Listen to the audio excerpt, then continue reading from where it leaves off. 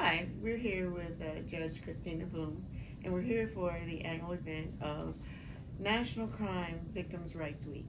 We're going to talk a little bit about the day in the life of the judge, but this week the theme for the National Crime Victims' Rights Week is Rights, Access, Equity for All Victims. Tell us about it, Judge.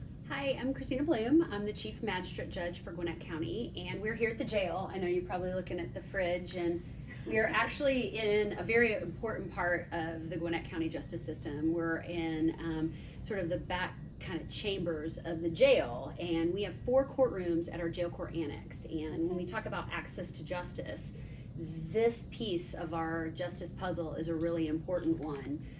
We have 4 courtrooms out here that keep going 24 hours a day, 365 days a year, and in here is where the judges, if they sleep here, if they're here all day or here 24 hours, they can come back and kind of recharge and save their own lunches if they don't want to eat at the jail every day, which the food, the jerk chicken, is unbelievable here. Unbelievable here. Wonderful. So access to justice is obviously a critical component of magistrate court because I think we're the most accessible. Mm-hmm. We're the only court that you can come in and just talk to a judge. Wow. So we have one of our courtrooms here, courtroom 2 at the jail, is really important because if you have a problem, if you don't know what to do, you can walk into that courtroom, and I like to give the analogy that our court's sort of like a compass court because we can point you in the right direction. So we recognize that people come to us with problems and issues that not necessarily understand what, if anything, the justice system can do to help them remedy or create solutions. So we've got a lot of things we've done out here over the years to try to point people in the right directions of solutions that they need. And quite frankly, some of the solutions they need aren't cases or filing an action or a TPO or a warrant. It might be mental health. It might be homelessness. So one of the things we do out here is a little bit of social engineering, where we have hotlines to Viewpoint Health for families in crisis. We have resources for people who are struggling with domestic violence. We have a victim advocate on staff out here. She does not work for me, or we have several of them.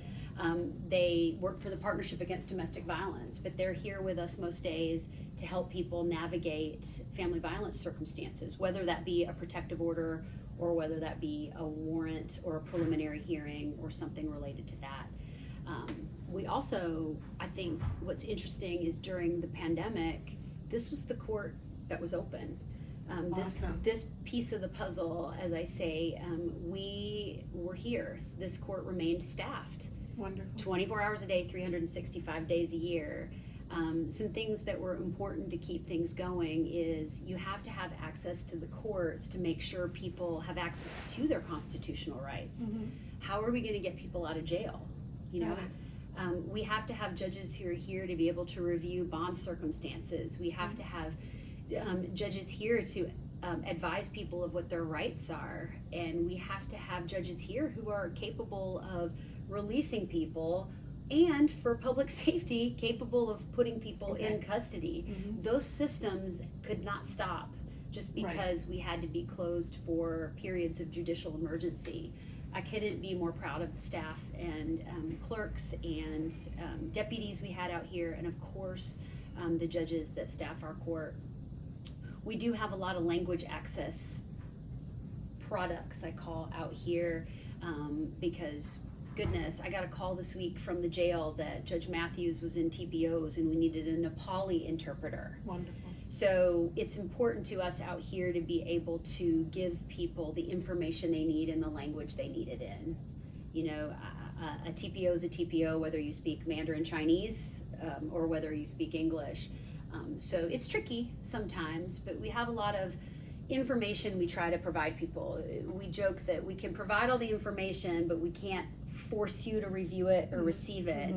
What we've learned a lot over time is that people in trauma circumstances or people in circumstances where maybe they are panicked about a situation where they've been removed from a home or they've they've got a son that's an alcoholic and has become violent, they don't want to sit still for a minute and review. They just come in a panic and say, I need some help.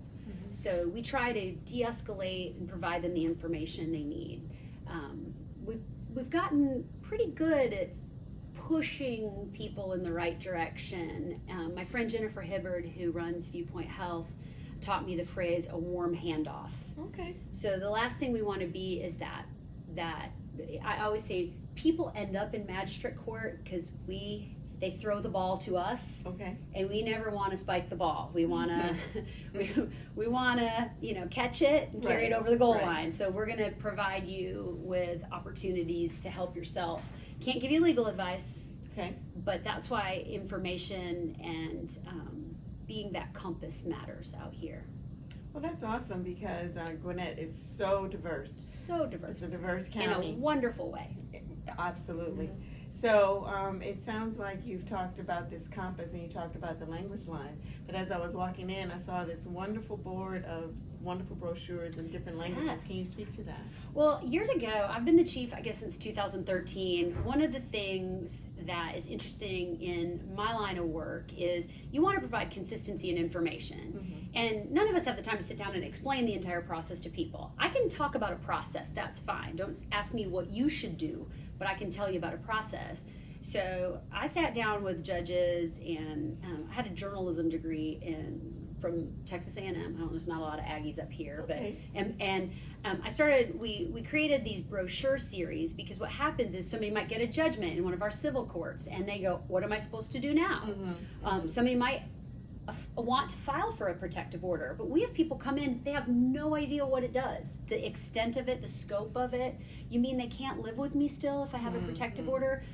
So we, over the course of just kind of being experts in these areas that we address, looked at what our frequently asked questions were. Okay. So we thought, all right, let's capture this information. And I'm kind of big on, if you hand people a packet, they're not going to read the packet. So it has to be on one sheet of paper. So we created brochures, and they're color coded, although I'm running out of colors now because we keep, and like orange is family violence. And this is a brochure that would go to a petitioner where he or she comes in and files for a protective order. We actually are strategic in when we hand it to them. They sit down after they file, and while they're waiting to speak to the judge, while the file's getting processed, we hand it to them. Can we make them read it? No, but we do have our victim advocates here who try to push them. Say, this is what you're about to get yourself into, right? Okay. But then what I learned is after a while, this brochure wasn't as helpful because my family violence deputies, when they were serving the TPO on a someone, they were getting questions all the time. So I had them capture all the questions they were getting. So we created information for the respondent or the defendant. Perfect. And it's all of the questions that my family violence deputies usually have to answer. And it really helps, I think, to de-escalate the situation. Go, here's what your rights are, here's what's going to happen. But in Gwinnett County, I grew up in the military. I grew up all over, so I am so thankful. I love Gwinnett County. I will say, if I could do a commercial for Gwinnett County, it's the food. You can get the best food here anywhere, the best Vietnamese food, the best Korean food. Although I went to a Korean, side note, I went to a Korean restaurant, Jangsu-jang, it was amazing. Didn't really know how to order. I've been there like a couple times, so I ended up with more food than a human can eat. But I love the wonderful diversity of my hometown, Gwinnett, and one of the things that happens is the brochures don't do any good if you can't read them or you don't understand them. And one of the things I think we have to do a good job with in the justice system is making people feel comfortable and heard if language is a barrier. So I said, let's put all these, the reason they're color coded too is because our top languages we get translated into right now. I mean, in one day I was translated, the most was 4 different languages. Wow. In one day. Wow. But our top ones are Korean, Vietnamese, and Spanish. So we have all of our color coded so we can tell, like this is, if I see an orange one that has characters that are Vietnamese, then that's our family violence brochure. So we can hand it to people, and just the comfort level they have of like, okay, I've got something I can gravitate towards. We try also, like we have, obviously Spanish is our number one language. So our TPO application, our protective order application, I had it done in Spanish and we laminate it. So it says at the top, it says, hey friend, You can't fill it out in Spanish because we actually have to file it in English to be able to Oh, read it. okay. Very But good. we have the victim advocates who help, Right. and my clerks will actually help. But Okay. but it gives them all the questions in Spanish, so they understand what information we're Awesome. looking for, Wonderful. and we just hand it to them. Same with first appearance hearings. When we have people, we have the scripts that are done on a video that they see in Korean, Vietnamese. We have a Spanish video, but the scripts are done in Korean and Vietnamese, and we laminate those and can hand them to them so they're getting accomplished. Of course, we use language lines and interpreters.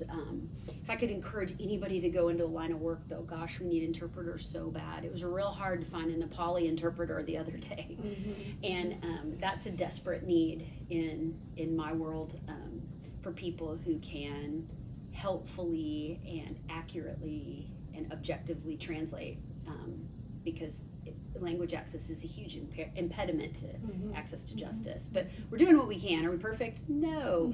I've tried many things that I've failed on too. Like Wi-Fi is a big deal. I bought those language apps and things like that. I am the queen of failure because I'll try so many different things to solve a problem, and the language apps were great, but you have to have SIM cards and all these different things. So we're always on a quest for better processes, but right now we're happy to provide what information we do, and I think it helps people kind of open up and feel welcome no matter what their issue is. Well, you've hit on a lot of good things, so it sounds like over here at Magistrate Court, you guys are encompassing everything regarding inclusion, equity, rights, this right here to the scale of justice, both the plaintiff and the defendant. So I think that's awesome. Would you like to maybe lend some suggestions to the community as to if they want to get involved in crime prevention, just on a layman's level? Because the key is not for them to end up here, but No. they do end up here. So do you have any words of wisdom? Well, I always say this, people think of the courts and don't understand sort of, I come to work every single day trying to put myself out of business. I fail absolutely every single day, but we're trying. I think you and I were talking earlier, Trina, and in my world, I choose to believe I see good people on bad days, and issues that they have and things that they have coming up in their lives might be challenges for them. There might be mental health issues. There might be alcohol or drug related issues. And there are, quite frankly, some really bad people too who, prison is the right thing for. But there are a lot of people who stumble in life and who end up. I said, if people ask me, how can I get involved and make a difference? I said, oh my gosh, we need more mentors. We need people to grab these beautiful little children I see, and I say children because to me at my age, anybody below the age of 30 is still a child. You know what I mean? Yes. We're talking about that. Absolutely. So I see people, we need mentors, and people struggle with access to resources and things like that. And, it's an interesting situation to talk about how do you prevent this jail from being full, and that's how you intercede in people's lives and be a mentor, be an advocate, get involved with people before they get in trouble. So because I tell people, if we don't mentor the young ones, the gangbangers and the drug dealers are going to find them, and that nothing breaks my heart more than seeing those circumstances that I feel like could have gone completely differently if the right person had made a difference in somebody's life. Oh, that's awesome. Can you talk a little bit about the process here at the jail and magistrate court? The process, oh gosh, at the jail, well, we do a lot out here. Our jail court annex is, most people think about us with warrants, search warrants, arrest warrants, and those kinds of things. I will say 2/3 of what we do, we run about 80 to 100,000 matters through our court a year. We're pretty big. 2/3 of what we do is what I call my money and stuff cases, and those are at the Justice Center. Out here at our jail court annex, we do all of our search and arrest warrants.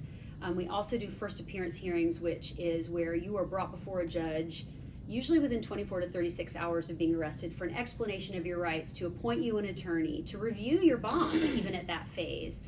And then if you can't bond out, we have a preliminary or a probable cause hearing for you within usually about 2 weeks of being in jail. And the reason we do that is it's the first time. If you can't bond out or you don't have a bond and maybe your charges are serious enough that they need to be tested on a probable cause level. Today we've got going on here preliminary hearings where we have prosecutors who are here and defense attorneys representing their clients who are in jail arguing about bonds, whether there's enough evidence to continue to hold somebody in jail. Most people don't think about, by the time you sat in jail for a couple of weeks, probably that warrant has been looked at by a judge at least 3 times. Okay.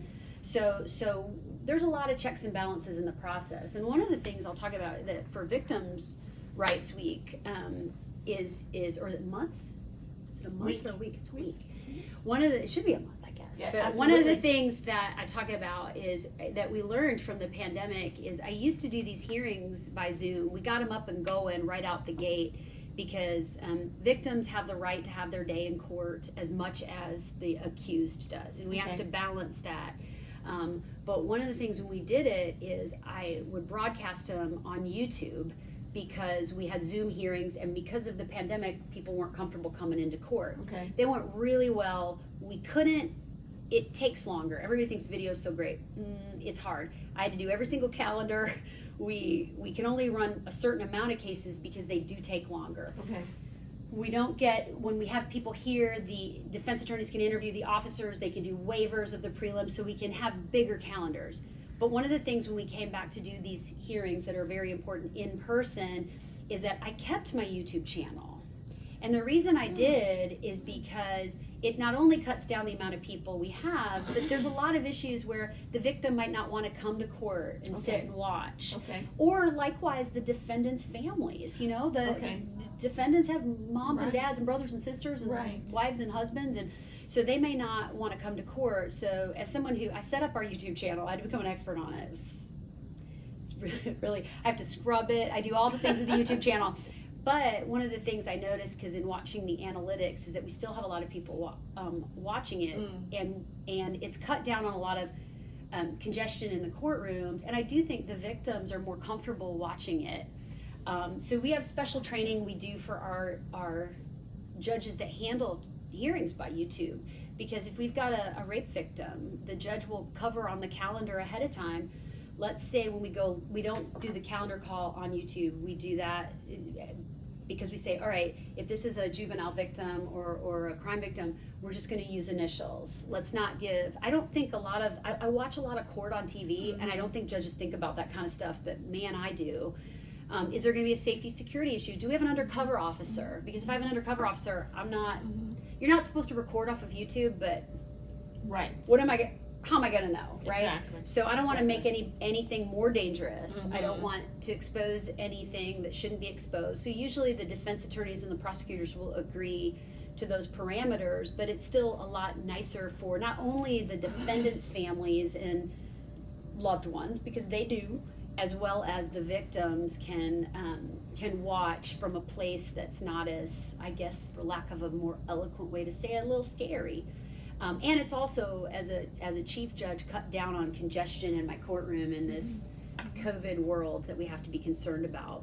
So those are just some little things we've had out here. And having family violence court out here is pretty great too, because it's a much, I think, we're inside the facility, inside the jail. So if someone is already in jail and has a protective order filed against them, we can just bring them over.